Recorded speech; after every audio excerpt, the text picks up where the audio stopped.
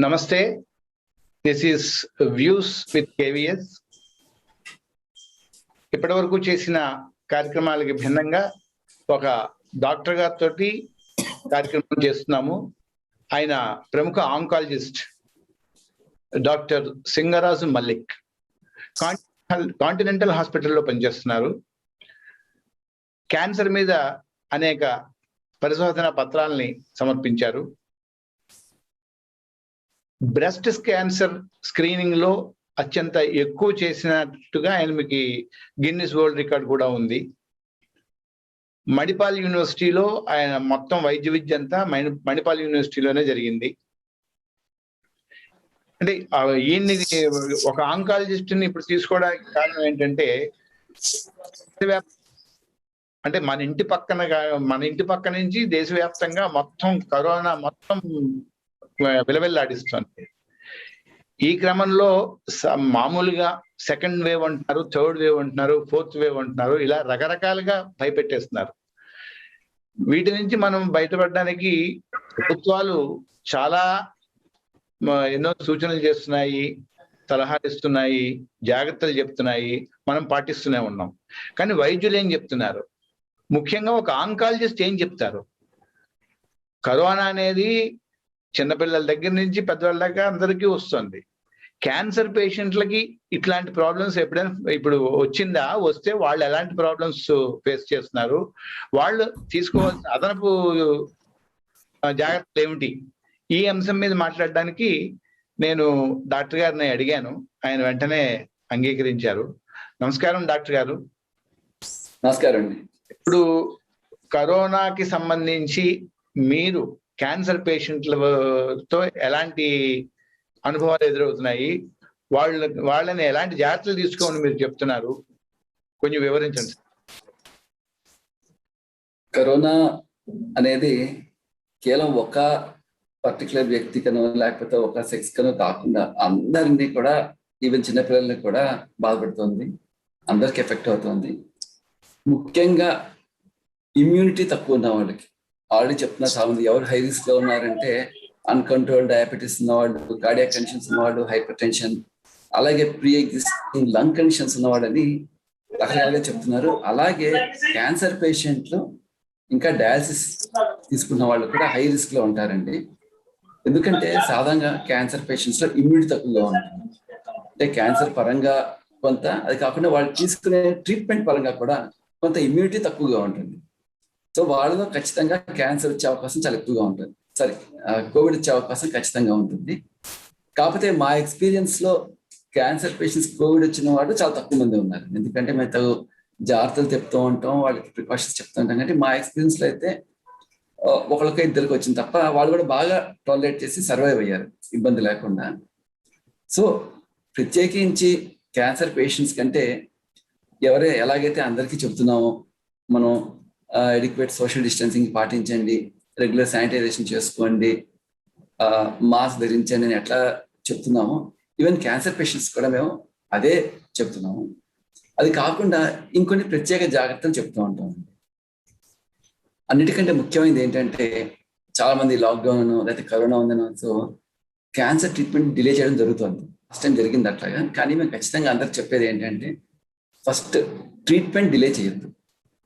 ఎందుకంటే డాక్టర్స్ అనేవాళ్ళు మీరు కోవిడ్ నుంచి కాపాడుతూ మీరు క్యాన్సర్ ట్రీట్మెంట్ ఇస్తారు. సో ఫస్ట్ థింగ్, ఎట్టి పరిస్థితుల్లో కూడా ట్రీట్మెంట్ని డిలే చేయకూడదు, టైంకి తీసుకోవాలి. ఇంకొకటి, ఒకవేళ సర్జరీ కానీ ఏదైనా ప్లాన్ చేసినప్పుడు అవకాశం ఉంటే, టైం ఉంటే కనుక ముందే వ్యాక్సినేషన్ తీసుకుంటే ఇంకా మంచిది. ఒకవేళ ఆ అవకాశం లేకపోయినా కూడా ఆపరేషన్ ప్లాన్ చేశారనుకోండి, ఆపరేషన్ తర్వాత కూడా కొంచెం రికవర్ అయిన తర్వాత వ్యాక్సిన్ తీసుకుంటాం. అట్లాగే వ్యాక్సినేషన్ కూడా ఖచ్చితంగా తీసుకోవాలి. ఇంకా పర్టికులర్గా ట్రీట్మెంట్ వచ్చేసరికి వాళ్ళు ట్రీట్మెంట్ టైంలో ట్రీట్మెంట్కి వచ్చే ముందు, ఎగ్జాంపుల్ రేడియేషన్ అనుకోండి, రేడియేషన్ కానీ కీమోథెరపీ కానీ ప్రొలాంగ్ ట్రీట్మెంట్స్ ఉంటాయి. వాళ్ళు సాధారణంగా అందరూ ఉన్నట్టుగానే కొంచెం ఎక్కువ మందిని బయట వాళ్ళని కలవకుండా ఉండేట్టుగా, అలాగే బయట వాళ్ళని ఇంటికి విజిటర్స్ ఇన్వైట్ చేయకుండా, అలాగే ట్రీట్మెంట్కి వెళ్ళినప్పుడు వేరే ఎక్కువ మంది ఇంటరాక్ట్ అవ్వకుండా. అంటే సాధారణంగా ఏమవుతుందంటే వేరే పేషెంట్స్తో మాట్లాడటం, అంటే వాళ్ళ ఎక్స్పీరియన్సెస్ తెలుసుకోవటం, వాళ్ళ ఎక్స్పీరియన్స్ షేర్ చేసుకోవడం జరుగుతూ ఉంటుంది. అది మంచిదే, దట్స్ వెరీ గుడ్, వాళ్ళందరికీ మోటివేటింగ్గా ఉంటుంది. కానీ ఈ పరిస్థితుల్లో ఎక్కువ మంది ఇంటరాక్ట్ అవ్వడం మంచిది కాదు. వాళ్ళు వెళ్ళి వాళ్ళకి షెడ్యూల్ చేసిన కీమోథెరపీ కానీ రేడియేషన్ కానీ తీసేసుకుని ఎంత త్వరగా వీలైతే అంత త్వరగా వెళ్ళిపోవాలి. అలాగే మేము కూడా ట్రీట్మెంట్ కానీ టైమింగ్స్ కానీ అట్లాగే షెడ్యూల్ చేస్తున్నాం. అంటే ఓవర్ క్రౌడింగ్ అవ్వకుండా షెడ్యూల్ చేసుకుంటూ ఉంటాం.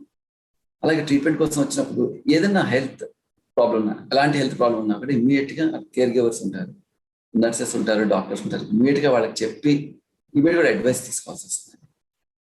ప్రస్తుతం మీరు ఆంకాలజిస్ట్ అయినప్పటికీ కూడా, అంటే నేను విన్నది ఏంటంటే మీరు కూడా కోవిడ్ ట్రీట్మెంట్ కి వచ్చేసారని విన్నాను. చాలా మంది మిమ్మల్ని ఓవర్ ఫోన్ ఇది చేస్తున్నారు అని. అంటే దానివల్ల మీకు రెగ్యులర్ ప్రాక్టీస్ ఏమైనా ఇబ్బంది కలిగిందా? లేదండి, నేను ఫుల్ ఫ్లెజ్డ్ కోవిడ్ ట్రీట్మెంట్ ఇవ్వట్లేదండి. ఎవరికైతే మైల్డ్ సిమ్టమ్స్ ఉన్నాయో హోమ్ కేర్ వాళ్ళకి మాత్రం కొంతవరకు గైడెన్స్ ఇస్తుంది. అంటే ఎవరైతే భయపడుతున్నారు, హాస్పిటల్కి వెళ్ళడానికి భయపడుతున్నారు, ఇట్లా కొంచెం ఆ మందిని వాళ్ళని ఫాలో అప్ చేస్తూ గైడెన్స్ ఇస్తాను తప్పించి మా ప్రాక్టీస్ కి ఇబ్బంది కలుగుతూ నేను కోవిడ్ ట్రీట్మెంట్ చేయట్లేదు. ఓకే. ఇప్పుడు కోవిడ్ వచ్చిన క్యాన్సర్ పేషెంట్స్ లో కోవిడ్ వచ్చిన లక్షణాలు జనరల్ గానే ఉంటాయా, ఇంకేమైనా కొంచెం డిఫరెంట్ గా ఏమైనా కనిపిస్తాయండి? జనరల్ సామాన్య లక్షణాలు అలాగే ఉంటాయండి, కదా కొంచెం మనం ఐడెంటిఫై చేసుకోవడంలో చాలా జాగ్రత్తగా ఉంటాం. సరే ఏమవుతుందంటే ఎగ్జాంపుల్ ఒక లంగ్ క్యాన్సర్ పేషెంట్ ఉన్నారు అనుకోండి, వాళ్ళకి ఆల్రెడీ వాళ్ళకి కొంచెం బ్రీదింగ్ ప్రాబ్లమ్, కాఫ్ అవి కొంచెం ఉంటాయి డిసీజ్ మూలంగా. ఒక్కొక్కసారి కోవిడ్ వచ్చినప్పుడు ఐడెంటిఫై చేయడంలో ఒకసారి మనం మిస్ అయ్యే అవకాశం చాలా ఉంది. ఆల్రెడీ ఈ సిమ్టమ్ ముందే ఉంది కదా అనే ధోరణిలో వెళ్తూ ఉంటాం, కానీ ఒకసారి మనం కొంచెం అలర్ట్ గా ఉండాల్సి వస్తుంది. అంటే ఆ సిమ్టమ్స్ మీరు చెప్పారంటే బాడీ పెయిన్స్ కానీ సాధారణ ఈవెన్ క్యాన్సర్ పేషెంట్స్ కి ట్రీట్మెంట్ ఇస్తున్న వాళ్ళకి కూడా అప్పుడప్పుడు జ్వరం రావటం, బాడీ పెయిన్స్ రావటం ఇవన్నీ ఉంటాయి. కీమోథెరపీ తీసుకున్న వాళ్ళలో కూడా ఒకసారి కౌంట్స్ ఎక్కువ తక్కువ అవటం ఉండటం, జ్వరం రావటం, ఇవన్నీ రకరకాల సిమ్టమ్స్ ఉంటాయి. సో వీటిని కొంచెం అలర్ట్ గా అబ్జర్వ్ చేస్తూ ఉండాలి. అందుకే మేము ఏం చెప్తామంటే పేషెంట్స్ కి, మీకు ఏమాత్రం సిమ్టమ్స్ ఉన్నాయి, ఎలాంటి సిమ్టమ్స్ ఉన్నా మాకు టచ్ లో ఉండండి, మాకు చెప్పండి అంటే. సో కొంచెం అలర్ట్ గా ఉండి ఈ సిమ్టమ్స్ ఆర్ ఎగ్జిస్టింగ్ సిమ్టమ్స్ అయితే కొత్తగా వచ్చాయా అని కొంచెం మేము అలర్ట్ గా ఉండటం జరుగుతుందండి. ఓకే. అంటే ఇప్పుడు ఇదే చెప్తున్నాను, మామూలుగా సిమ్టమ్స్ లో మెయిన్ సిమ్టమ్ ఒళ్ళు నొప్పులు. ఆ నొప్పులు అనేది వీళ్ళు, అంటే క్యాన్సర్ పేషెంట్లు సాధారణంగా ఫేస్ చేస్తూ ఉంటారు, పెయిన్స్ అవి ఫేస్ చేస్తూ ఉంటారు. వాళ్ళకు పాపం కొంచెం కనుక్కోవడంలో కొంచెం ఇబ్బంది పడతారు ఇలాంటి విషయంలో. తొందరగా చెప్పలేదు, అది ఈ పెయిన్ కూడా అదేనేమో అనుకునే అవకాశం ఉంది కదా అని నేను ఆ ప్రశ్న వేశాను మేము. అవునండి, ఖచ్చితంగా అవునండి. దాదాపు ఒక్కసారి సిమ్టమ్స్ ఓవర్లాప్ అవుతూ ఉంటాయి. కొంచెం అంటే సిమ్టమ్స్ కోవిడ్ సిమ్టమ్స్ జనరల్ గా పబ్లిక్ ఎలా ఉంటుందో క్యాన్సర్ పేషెంట్స్ కూడా అలాగే ఉంటుందండి. అయితే మనం కొంచెం మిస్ అవ్వకుండా కాస్త అలర్ట్ గా ఉండటం చాలా అవసరం. ఓకే. ఇప్పుడు అంటే ఇలాంటి వాళ్ళని ఇప్పుడు మీరు ట్రీట్ చేశారండి? మీకు అనుభవంలోకి వచ్చాయా ఇలాంటి కేసులు మీరు చేసిన? ఉన్నారండి. మేము ట్రీట్మెంట్ చేసిన పేషెంట్ కూడా వాళ్ళు వస్తే వాళ్ళే సిమ్టమ్స్ రాగానే వాళ్ళే చెప్పారు, సార్ సిమ్టమ్స్ వచ్చాయంటే ట్రీట్మెంట్ బ్రేక్ ఇచ్చి మొత్తం వాళ్ళ కోవిడ్ ట్రీట్మెంట్ అంతా అయిన తర్వాత మళ్ళీ వాళ్ళ క్వారంటైన్ పీరియడ్ అయ్యాక మళ్ళీ ట్రీట్మెంట్ స్టార్ట్ చేయడం జరిగిందండి. వాళ్ళు బాగానే రెస్పాండ్ అయ్యారు, అదృష్టం బాగా రెస్పాండ్ అయ్యారు. సక్సెస్ రేట్ ఎలా ఉందండి? కోవిడ్ అంటారా మీరు? క్యాన్సర్ వచ్చిన వాళ్ళకి పేషెంట్స్ కి కరోనా వస్తే ఆ సక్సెస్ రేట్ ఎలా ఉంది అంటున్నా? అంటే ఒకటండి, అది బేసిక్ గా వాళ్ళకి ఏ టైప్ ఆఫ్ క్యాన్సర్ ఉందా అన్న దాని మీద ఆధారపడి ఉంటుందండి. ప్రత్యేక ఎవరికైనా బ్లడ్ క్యాన్సర్ లాగా ఉన్న ఇమ్యూనోథెరపీ మీద ఉన్న వాళ్ళకి కొంచెం ఎఫెక్ట్ చాలా ఎక్కువగా ఉంటుందండి. కొంచెం అది రికవర్ అవడం కొంచెం కష్టంగా ఉంటుంది. గతంలో లాస్ట్ వేవ్ లో కొంతమంది పేషెంట్స్ ని పోగొట్టుకోవడం జరిగింది. ఎస్పెషల్లీ కొంచెం బ్లడ్ క్యాన్సర్ ఉన్న వాళ్ళు ఇమ్యూనోథెరపీ మీద ఉన్న వాళ్ళ ఇమ్యూనిటీ చాలా తక్కువగా ఉంటుంది. సో ఎగ్జిస్టింగ్ లో ఇమ్యూనిటీ కాకుండా మళ్ళీ ఈ కోవిడ్ అనేది వాళ్ళ మీద చాలా భారంగా ఉంటుంది వాళ్ళు తట్టుకోవడానికి. కొంతమంది లాస్ట్ వేవ్ లో లాస్ట్ ఫ్యూ పేషెంట్స్ అండి. ఓకే. ఇప్పుడు తక్కిన వాళ్ళందరూ కూడా they do very well. Okay. ఇప్పుడు వైద్యులు ఏం చెప్తున్నారంటే అండి, మీకు కోవిడ్ సిమ్టమ్స్ ఏం కనిపించినా కూడా, అంటే జలుబు రావడం, ఒళ్ళు నొప్పులు రావడం, ఇలా రకరకాల బ్రెత్లెస్నెస్, ఇది అల్టిమేట్ అనుకోండి. బ్రెత్లెస్నెస్ అనేది టేస్ట్ పోవడం, ఇవన్నీ వేరు. ఎక్సెప్ట్ బ్రెత్లెస్నెస్, టేస్ట్ లాస్ కాకుండా ఓన్లీ ఒళ్ళు నొప్పులు. కొంతమంది అయితే కనిపెట్టలేరు, అదేంటంటే కోల్డ్ వితౌట్ రన్నింగ్ నోస్, అది కొత్త సిమ్టమ్ అని మొన్న ఐసీఎంఆర్ కూడా చేర్చింది. ఇట్లాంటివి కొన్ని కనిపెట్టుకోలేని పరిస్థితిలో ఉంటారు. అంటే ఇప్పుడు ఇలా కనిపిస్తే మీరు కోవిడ్ మందులు మొదలు పెట్టేయండి అంటున్నారు. అది ఎంతవరకు సమంజసం? అవి మన బయాలజికల్ ఇదిని దెబ్బతీయవా అవి? లేదండి, కరెక్ట్ కాదండి. సిమ్టమ్స్ రాగానే కోవిడ్ మందులు మార్చడం అనేది కరెక్ట్ కాదండి. ఖచ్చితంగా దానికి సంబంధించి టెస్ట్ చేయాలి.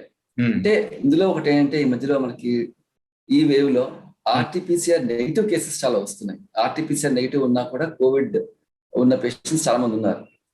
అందుకని ఐడియల్ గా ఏం చేయాలంటే, సిమ్టమ్స్ రాగానే టెస్టింగ్ కి ఇచ్చేసి మనం ఐసోలేట్ అయిపోవాలి. రిపోర్ట్ వచ్చేదాకా ఐసోలేట్ అయిపోయి, అంటే సిమ్టమ్స్ ఎక్కువ ఉంటే డాక్టర్ ని కన్సల్ట్ చేయాలి. అంటే బేసిక్ గా పారాసెటమాల్ లాంటివి ఇస్తారు. ఈ లోపల టెస్ట్ రిపోర్ట్స్ వచ్చేస్తాయి కాబట్టి దాని ప్రకారంగా ట్రీట్మెంట్ స్టార్ట్, డాక్టర్ గారు ట్రీట్మెంట్ స్టార్ట్ చేసుకోవాలి. సొంతంగా వెంటనే ఇలాంటి మందులు చేయకూడదు. చాలా మంది సొంతంగా అట్లాగా కోవిడ్ కిట్లని తెప్పించుకుని సొంతంగా వాడుతున్నారు వితౌట్ డాక్టర్ గైడెన్స్. జరుగుతుంది కూడా, చెప్పింది వాస్తవం, కానీ అది కరెక్ట్ కాదండి, అది కరెక్ట్ పద్ధతి కాదు. అంటే నేను ఈ ప్రశ్న ఎందుకు అడిగానంటే అండి, నాకు ఈ మధ్య ఒక ఆయన చెప్పింది అదే, సిమ్టమ్ కనిపించగానే మీరు టెస్ట్ కి ఇచ్చి రిజల్ట్ వచ్చేదాకా కాకుండా మీరు ముందు మొదలెట్టేసేయడం వల్ల దాని తీవ్రత తగ్గుతుంది అని ఒక సజెషన్ ఇచ్చారు నాకు. అది ఎలాగంటే లేదండి, ఇది డాక్టర్ గైడెన్స్ చేయొచ్చండి. ఇప్పుడు డాక్టర్ స్ట్రాంగ్ గా వీళ్ళకి కోవిడ్ సస్పెక్ట్ చేస్తే వాళ్ళు medicine according medicine start report పెట్టిన డాక్టర్ గైడెన్స్ ఖచ్చితంగా మెడిసిన్ స్టార్ట్ చేసుకోవచ్చు. అందులో ప్రాబ్లం ఏం లేదు. అంటే సొంతంగా స్టార్ట్ చేయకూడదు. మెడిసిన్స్ దొరుకుతున్నాయి, కొన్ని ఓవర్ ది కౌంటర్ మెడిసిన్స్ దొరుకుతున్నాయి, అది సొంతంగా వాడకూడదు నా ఉద్దేశం. అంటే ఇప్పుడు దీంట్లో కోవిడ్ ట్రీట్మెంట్ లో ఒక ప్రముఖుడు ఒక ఆయన చెప్పారు, ఐవరీ మెక్ట్రిన్ ఇది సంథింగ్ చెప్పారు. ఐవరీ మెక్ట్రిన్ అండి, అవును. అది పశువులు ఉపయోగిస్తారు. యాక్చువల్ గా పశువులకు ఉపయోగించే మెడిసిన్ అట. అది వాడేసేస్తే ఇబ్బంది ఏమి ఉండదు, టాబ్లెట్ ఫామ్ లోనే ఉంటుంది, ఇబ్బంది ఏం లేదు అంటారు. అంటే ఇది ఒక బయలాజికల్ గా టోటల్ గా చేంజ్ వస్తుందేమో, ఉన్నది పోవడం కంటే కొత్త రోగాలు వస్తాయేమో అనేది నా అనుమానం. కరోనా లేదండి, అంటే అది వాడటం మూలంగా అంటే ప్రాబ్లం ఏం రాదు. అయితే ఎప్పుడు కూడా ఎస్పెషల్లీ ఇట్లాంటి మెడిసిన్స్ వాడుతున్నప్పుడు డాక్టర్ గైడెన్స్ ఉండడం చాలా అవసరం. ఇక్కడ ఇంకొకటి అంటే ఆసక్తికర, అంటే ఇర్రెస్పెక్టివ్ అయినా కూడా ఆసక్తికరమైన ప్రశ్న. కొంతమంది ఏం చెప్తున్నారంటే, మందు లిక్కర్ కన్జ్యూమ్ చేసిన, స్మోకింగ్ చేసిన ఇది కోవిడ్ వచ్చే ఛాన్స్ చాలా తక్కువ అంటున్నారు. అది నిజమేనండి, వాస్తవం అది? లేదండి, కంప్లీట్ వాస్తవం అది. ఎందుకంటే లిక్వర్ అంటే వీళ్ళు ఆల్కహాల్ అంటే మేము శానిటైజేషన్ వాడే ఆల్కహాల్, ఇదే ఆల్కహాల్ ఒకటే అనుకుంటున్నారు. అది చాలా హై కాన్సన్ట్రేటెడ్ ఆల్కహాల్ అండి. ఈ ఆల్కహాల్ దానికి పనిచేయదు. ఓకే, ఖచ్చితంగా తప్పు. అలాగే స్మోకింగ్ చేస్తే ఇంకా ఛాన్స్ ఎక్కువ ఉంటుంది, కోవిడ్ వచ్చే అవకాశం ఎక్కువగా ఉంటుంది. ఎందుకంటే మన లంగ్స్ లో రెస్పిరేటరీ ట్రాక్ లో ఉన్న సెల్స్ మామూలుగా ఇన్ఫెక్షన్ కానీ దుమ్ము కానీ బాడీలోకి వస్తే వెంటనే సీలియా ఉంటాయి, ఎపిథీలియం ఉంటుంది ఆ లైనింగ్, అది వెంటనే బయటికి తోసేయడానికి ప్రయత్నం చేస్తుంది అన్నమాట. దగ్గు రూపంలోనో లేకపోతే వేరే ఇమ్యూన్ రెస్పాన్స్ తో బయటికి తోసేయడానికి ట్రై చేస్తుంది. ఎప్పుడైతే స్మోకింగ్ చేసేవాడో ఆ లైనింగ్ థిక్ అయిపోతుంది. సో వాళ్ళకి ఇంకా ఇన్ఫెక్షన్ వచ్చే అవకాశం ఎక్కువగా ఉంటుంది, ఇంకా దాంతో సఫర్ అయ్యే అవకాశం ఇంకా ఎక్కువగా ఉంటుంది. సో కంప్లీట్ గా రాంగ్, అది రాంగ్ కాన్సెప్ట్ అండి. ఓకే, ఇప్పుడు కరోనా వచ్చిన కొత్తలో భారతీయ సంస్కృతి సంప్రదాయాల్ని మనం మర్చిపోవడం వల్లే ఇలా అవుతోంది. ఇంట్లో అంటే మనం ఇంట్లోకి వచ్చేప్పుడు కాళ్ళు కడుక్కోవడం, చేతులు కడుక్కోవడం మనకి ఎప్పటి నుంచో ఉన్నదే. సరే, అవన్నీ నేర్చుకున్నాం అనుకోండి, ఎవరు పడితే వాళ్ళకి షేక్ హ్యాండ్లు ఇవ్వకుండా నమస్కారం పెట్టి భారతీయ సంప్రదాయం అన్నాం. కానీ ఇక్కడ ఇంకొకటి ఏంటంటే, తొలి రోజుల్లో చెప్పారు ఆవిరి పట్టండి, ఆవిరి పడితే మీకు ఏమైనా ఎంటర్ అయి ఉంటే పోతుంది అని చెప్పేసి అన్నారు. కానీ ఇప్పుడు కొత్త వాదన మొదలైంది. అంటే అది వైద్యులు చెప్పారో లేకపోతే ఎవరు చెప్పారో నాకు ఐడియా లేదు. కానీ ఆవిరి పడితే ఒకవేళ మీకు కోవిడ్ ఉండుండే అది డైరెక్ట్ గా లంగ్స్ లోకి వెళ్ళిపోయి మీకు మిమ్మల్ని చాలా ఇబ్బంది పెడుతుంది, కాబట్టి ఆవిరి పట్టడం మానేయండి అని చెప్పేసి ఒక వాదన లేవదీశారు. మనం మామూలుగా సాధ్యం, ఇళ్లలో మనకి జలుబు చేస్తే ఆవిరి పడతాము, కాస్త ఏదో పసుపు అవి వేసుకుని చేస్తాము. ఇది కరెక్టేనా? ఇలాంటిది అది నిజమేనా? ఆవిరి పట్టకూడదా? ఎప్పుడు కూడా అండి మనం చిన్నప్పుడు చూస్తున్నాం, ఏదైనా ప్రాబ్లం వస్తే ఫస్ట్ ఇంటి వైద్యం ప్రధానం. డెఫినెట్, అందులో అసలు ఎలాంటి డౌట్ లేదు. ఆవిరి పట్టడం అనేది చాలా మంచిదేనండి, మంచి హ్యాబిట్. ఎందుకంటే అందులో చాలా ఉంటాయి. ఒకటి ఏంటంటే మన రెస్పిరేటరీ ట్రాక్ ఏదైతే ఉంటుందో కొంచెం హ్యూమిడిఫై అవుతుంది. అలాగే కొంచెం లంగ్స్ ఈ ఆల్విలే అంటే లోపల ఎక్స్పాండ్ అయ్యి కఫం ఉంటే కఫం బయటికి రావటం బాగా జరుగుతుంది. మధ్యలో నేను ఒక స్టడీ కూడా చదివాను, అంటే కేవలం ఆవిరి పట్టడం వల్ల 20 to 30% కోవిడ్ వైరస్ చనిపోతుందని కూడా స్టడీ చదివాను నేను. సో అంటే రోజు కొత్త కొత్త స్టడీస్ వస్తున్నాయి, ఒక కొత్త కొత్త సిద్ధాంతాలు, రోజు ఒక సిద్ధాంతం వస్తుంది బయటికి. ఓకే. కానీ ఆవిరి పట్టడం అనేది ఖచ్చితంగా మంచిదేనండి. సో భయం లేదు, దానివల్ల ఆవిరి పట్టడం వల్ల కొత్తగా ఇబ్బంది ఏం లేదు, ఇబ్బంది ఏం లేదు. లేదండి. Okay, okay. ఇప్పుడు కోవిడ్ వచ్చిన నేపథ్యంలో ఈ ఆంకాలజీ హాస్పిటల్స్ ఏమైనా సర్జరీలు చేయడం తగ్గించాయా, లేదా అంటే ఎమర్జెన్సీ ఉంటుంది, ఏదో ఎమర్జెన్సీ అయిపోతుంది, వాళ్ళకి కోవిడ్ ఉంటుంది, అట్లాంటి సందర్భంలో మీరు ఏం చేశారు? సార్ కోవిడ్ ఉండే ఎమర్జెన్సీ ఉంటే, నిజంగా ఎమర్జెన్సీ అయితే కోవిడ్ ఉన్నా కూడా సరైన ప్రికాషన్స్ తీసుకుని ట్రీట్మెంట్ చేయడం జరుగుతుందండి. ఇప్పుడు కోవిడ్ ఉంది, యాక్సిడెంట్ అయింది అనుకోండి, కానీ ఖచ్చితంగా కోవిడ్ ఉన్నా కూడా ప్రాణం కాపాడాల్సిన టైంలో ఖచ్చితంగా ట్రీట్మెంట్ చేయడం జరుగుతుంది. ఇంకా మీరు చెప్పిన ఎలెక్టివ్ సర్జరీస్, క్యాన్సర్ ట్రీట్మెంట్ అనేది ఎక్కడ ఆగలేదండి. ఇండికేట్ ప్రికాషన్స్ తీసుకుంటూ, కోవిడ్ ప్రికాషన్స్ తీసుకుంటూ అన్ని ట్రీట్మెంట్స్ జరుగుతున్నాయి, ఎక్కడ ట్రీట్మెంట్ ఆపడం జరగలేదు. ఈ ప్లాస్మా ట్రీట్మెంట్ గురించి కొంచెం చెప్తారండి? సేమే కదా, క్యాన్సర్ పేషెంట్లు కూడా సేమే వస్తే ప్లాస్మా ఇదే తీసుకోవచ్చు, అంతే కదా ట్రీట్మెంట్? అంటే ప్లాస్మా థెరపీ అండి అందరికీ ఇవ్వట్లేదు, అంటే ఎవరికి అవసరం అని అనుకుంటారో వాళ్ళకే తప్ప సాధారణ ప్లాస్మా థెరపీ అనేది రెగ్యులర్ గా ఇవ్వట్లేదు. ఇప్పుడు చాలా మందులు ఉన్నాయంటే యాంటీ క్యాన్సర్ డ్రగ్స్ కూడా చాలా మట్టుకు వచ్చాయి ఇందులో ఈ కోవిడ్ ట్రీట్మెంట్ లోకి. మీరు ఆల్రెడీ చూస్తుంటారు బెవాసిజుమాబ్ అని, అవన్నీ ఇవన్నీ కొత్త మ్యాప్ థెరపీలని. అలాగే మీరు కొత్తగా వచ్చింది, నిన్నగాక మొన్న వచ్చింది 2-డియాక్సీ గ్లూకోజ్, అది మేము యాక్చువల్ గా క్యాన్సర్ థెరపీలో కొంతవరకు వాడటం జరుగుతుంది, క్యాన్సర్ డయాగ్నోస్టిక్ వాడటం జరుగుతుంది 2-డియాక్సీ గ్లూకోజ్ అనేసి. సో ఎగ్జాక్ట్లీ మొన్న ఆల్రెడీ మార్కెట్ లోకి వచ్చింది అది. సో అవుతుందంటే ఏంటి, ప్లాస్మా థెరపీ అనేది కేవలం ఏ ట్రీట్మెంట్ అయినా, అది క్యాన్సర్ పేషెంట్ అవనివ్వండి కాకపోనివ్వండి, ఆ ట్రీట్మెంట్ డెసిషన్ అనేది తీసుకునేది డాక్టర్, ఏది అవసరం అది తీస్తారండి. అంటే కేవలం ప్లాస్మా థెరపీని ఇవ్వాలనో లేకపోతే ఇవ్వకూడదు అట్లాంటిది ఏం లేదు. ఏది అప్రాప్రియేట్ ఆ ట్రీట్మెంట్ ఇవ్వచ్చు, క్యాన్సర్ పేషెంట్ అయినా కూడా ఇవ్వచ్చు, ఇబ్బంది ఏం లేదు. ఓకే. అంటే ఇప్పుడు ఈ ప్రశ్న ఎందుకు అడిగానంటే, ప్లాస్మా థెరపీ వల్ల కొంచెం ఇబ్బందులు ఏర్పడుతున్నాయని చెప్పేసి ప్లాస్మా థెరపీ ఆపండి అని ICMR ఆర్డర్స్ ఇష్యూ చేసింది. అవునండి, కొంచెం అందులో వేరే రకాల కొంచెం ప్రాబ్లమ్స్ వస్తున్నాయి. ప్రస్తుతం అయితే దాని మీద డిస్కషన్ నడుస్తుంది, అంటే దాన్ని టెంపరీగా ఆపాలా, కంప్లీట్ గా ఆపాలా, ఈ దాని మీద డిస్కషన్ అయితే నడుస్తుంది ప్రస్తుతం, దాని మీద డిబేట్ అయితే నడుస్తుంది దాని మీద. ఇప్పుడు మన దేశంలో ఆల్మోస్ట్ 4 వ్యాక్సిన్లు అందుబాటులో ఉన్నాయి. ఒకటి స్పుత్నిక్ కొత్తగా వచ్చింది, భారత్ బయోటెక్ వాళ్ళది కోవాక్సిన్ ఉంది, రష్యా ఇంకొకటి ఏదో కూడా వచ్చింది, కోవిషీల్డ్ ఉంది. వీటిల్లోంచి మీరు ఏమైనా, అంటే క్యాన్సర్ పేషెంట్లకి ఇదైతే బాగుంటుంది అని ఏమైనా మీరు అనుకుంటున్నారా? లేదండి, మన దగ్గర ప్రస్తుతం అవైలబుల్ ఉన్న కోవిషీల్డ్, కోవాక్సిన్, కొత్తగా స్పుత్నిక్స్ కూడా వచ్చింది, స్పుత్నిక్ వి. సో వీటిలో ఏదన్నా కూడా తీసుకోవచ్చండి క్యాన్సర్ పేషెంట్లకి, అన్ని ఒకటే. అంటే ఈ కోవాక్సిన్ కొంచెం ఇమ్యూనాలజికల్ రెస్పాన్స్ కొంచెం బాగుంది, కొంచెం కోవిషీల్డ్ కానీ కొంచెం బెటర్ గా ఉంది.